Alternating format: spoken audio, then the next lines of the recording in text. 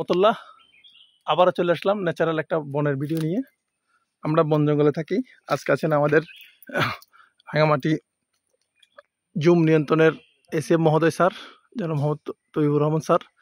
আমার অত্যন্ত প্রিয় লোক। আমি স্যারের সাথে দীর্ঘদিন গাজীপুর সাফারি পার্কে চাকরি করছিলাম। স্যার পাখি বন্যপ্রাণী অনেক ভালোবাসেন। আজকে স্যারে একটা কাজে এসে কিছু ছবি, আর আমাদের সাথে আছেন সে আমাদের মিন্টু। সে বাঘের সাফারি পার্কের বাঘের বাবা ছিল, এক সময় বাঘ নিয়ে কাজ করতো।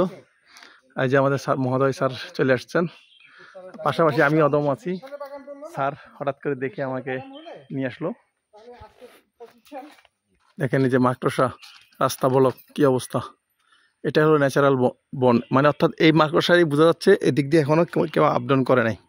স্যার একটু ফটোগ্রাফ হিসেবে আসছেন আজকে।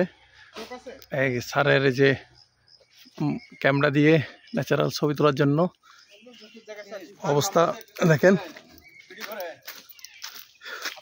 ওই যে আমাদের মহোদয় স্যার আসতেছেন, এসিএফ মহোদয় স্যার। এই যে স্যারের স্যার বন্যপ্রাণী নিয়ে দীর্ঘদিন কাজ করছেন। এখন আমারও আর যেখানে যে লতা, এই লতাগুলো একদিকে ভালো একদিকে খারাপ বন্যপ্রাণীর জন্য।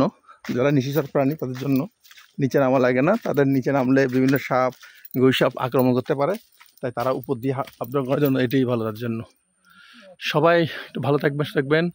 আর আজকের ভিডিওটা কেমন হলো অবশ্যই কমেন্ট বক্সে জানাবেন।